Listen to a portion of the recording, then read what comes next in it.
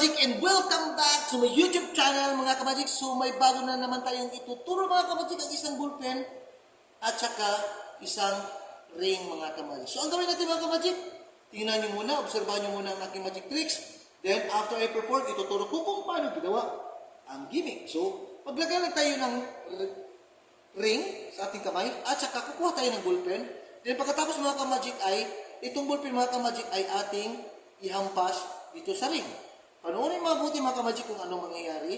Ihampas ang ballpen dyan sa ring at ang tanong ay, bakit biglang pumasok ang ring dyan sa ballpen?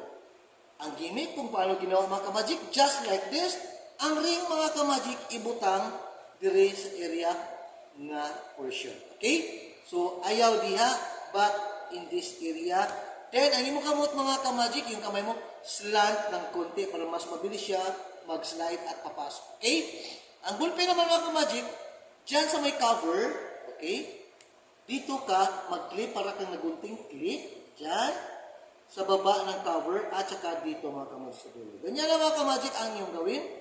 Then, hampas,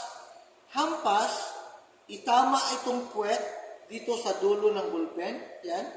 Pag natama niya mga Kamagic, automatic reverse and angat. Okay? Pero mabilisan mga Kamagic. And 1, 2, tama sa puwet ng ballpen and pasok. Then, angat. Okay? Gawin natin mabilisan mga Kamagic. 1, 2, just, sorry.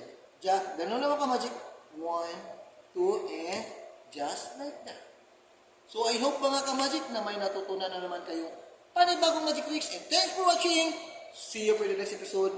Magic Tricks Review and Tutorial. Kung bago pa lamang ka sa ating video, please press the notification bell para updated ka sa aking video mga Kamagic na tutorial. See you for the next episode.